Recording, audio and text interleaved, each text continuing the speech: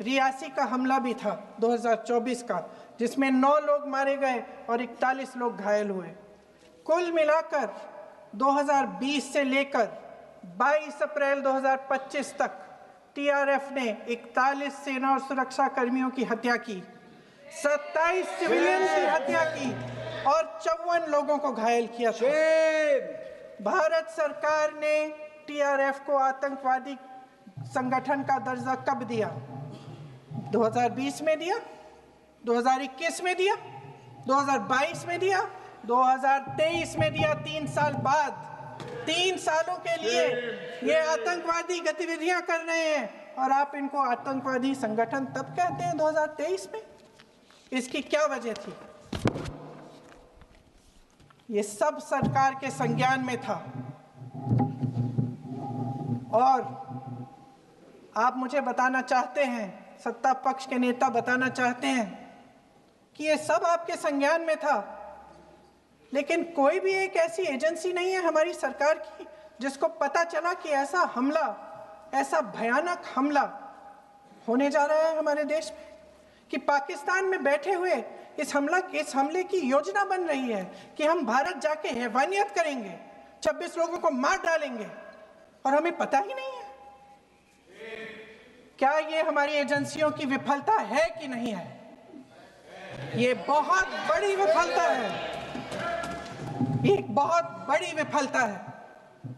जानते थे कि ये गुट है, जानते थे कि 5 सालों से ये आतंकवादी हमले कर रहा है, अध्यापकों को मारा, आर्मी के बड़े बड़े अफसरों को मारा, आम जनता को मार डाला, पुलिस वालों को मार डाला, और आप इन पे निगरानी नहीं रख रहे थे। और ये जो एजेंसियां हैं, इनकी जिम्मेदारी कौन लेगा?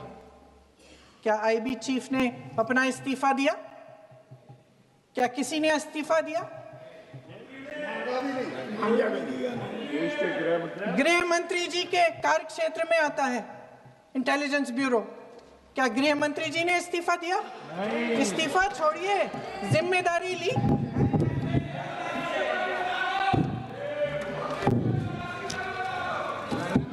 साहब देखिए, इतिहास की बात आप करिए, मैं वर्तमान की बात करना चाहती हूँ। आपको तो एक बहाना चाहिए, आपको तो एक बहाना चाहिए। पूरे परिवार का नाम गिनवा देते हैं। अरे अपनी जिम्मेदारी खुद लीजिए। 11 सालों के लिए तो सत्ता में आप हैं। अभी नेहरू को छोड़ नहीं रहा।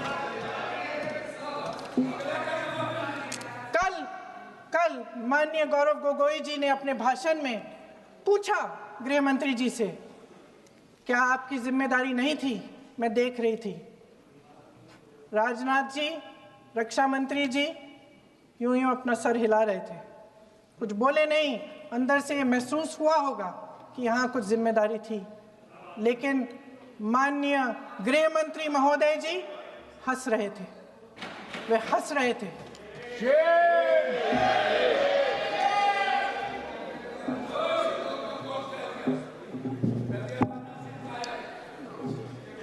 अध्यक्ष महोदय, कल सत्ता पक्ष और आज भी सत्ता पक्ष के नेताओं ने 2008 के मुंबई के हमलों का जिक्र किया, बार बार कहा कि मनमोहन सिंह जी की सरकार ने कुछ नहीं किया। ये तो जानकारी होगी ना कि उसी समय जब वो आतंकवादी हमला चल रहा था, तभी उन आतंकवादियों को मार डाला था, एक बचा था और उसको भी फांसी दे दी थी 2012 में। महाराष्ट्र के मुख्यमंत्री ने इस्तीफा दिया।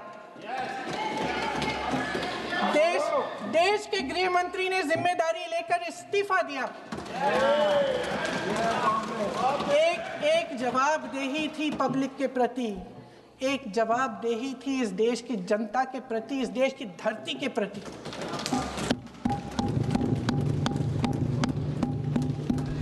राजनाथ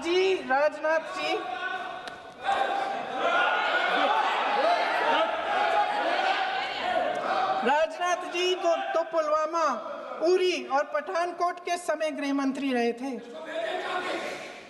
आज वे रक्षा मंत्री हैं और हमारे गृह मंत्री महोदय श्री अमित शाह जी के नाक के नीचे पूरा मणिपुर जल गया, दिल्ली में दंगे हुए, पहलगाम में हमला हुआ, और आज भी वे उसी पद पर बैठे हैं। क्यों? अध्यक्ष महोदय, बमबारी से अखबारों के हेडलाइन बनते हैं, मगर कहानी सुरक्षा में की चूक में भी है। आज देश खोखले भाषण नहीं सुनना चाहता, देश जवाब चाहता है, तसल्ली चाहता है कि सच उससे छिपाया नहीं जाएगा। देश जानना चाहता है कि उस दिन अप्रैल 22, 2025 को क्या हुआ और क्यों हुआ। आप तो खुद अपनी पीठ थपथपाने में लगे रहते हैं। सेना, देश, संसद से सच छुपाते हैं। ऑपरेशन सिंदूर जब शुरू हुआ, हम सब ने समर्थन किया, सब एकजुट होकर खड़े हो गए इस देश के लिए। दोबारा होगा, दोबारा खड़े हो जाएंगे। अगर हमारे देश पे हमला होता है तो यहाँ इस सदन में किसी भी पार्टी का हो, कोई भी हो, सब आपका समर्थन करेंगे।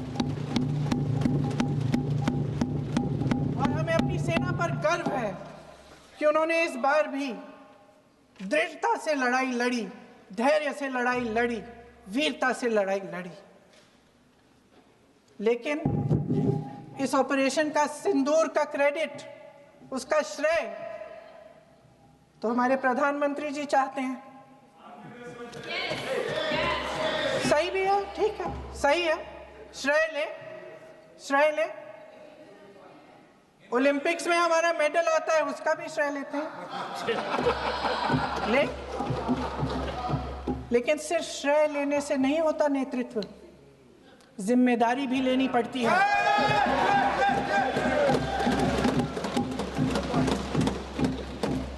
देश के इतिहास में ये पहली बार हुआ, देश के इतिहास में ये पहली बार हुआ कि जंग होते होते ही रुक गई है जी। और इस रुकावट का ऐलान हमारी सरकार, हमारी सेना नहीं करती, अमेरिका के प्रेसिडेंट करते हैं, अमेरिका के राष्ट्रपति करते हैं। ये हमारे प्रधानमंत्री महोदय की गैर जिम्मेदारी का सबसे बड़ा प्रतीक है। आज गृह मंत्री जी ने इस बात पर उल्लेख किया। उन्होंने कहा, उनके शब्दों में उन्होंने कहा कि पाकिस्तान के पास शरण में आने के बजाय कोई चारा ही नहीं था। आपने शरण दिया क्यों? वो आते हैं आपके देश के अंदर, लोगों को मार डालते हैं, और आप उनको शरण दे रहे हैं। क्यों दिया शरण? इसका जवाब क्यों नहीं दिया एक भी भाषण में? जैसे ये बात उठी, शरण की बात की, हमारे गृह मंत्री जी ने इतिहास में चले गए। नेहरू ने क्या किया, इंदिरा गांधी ने क्या किया, यहां तक कि मेरी मां के आंसुओं तक चले गए। लेकिन इस सवाल का जवाब नहीं दिया कि ये सीज फायर हुआ क्यों, ये जंग रुका क्यों, और तब क्यों रुका जब दुश्मन के पास कोई चारा नहीं था हमारे श्रेय में आने के बजाय। क्यों रुका ये जंग? इसका जवाब नहीं दिया। धन्यवाद। आप देंगे?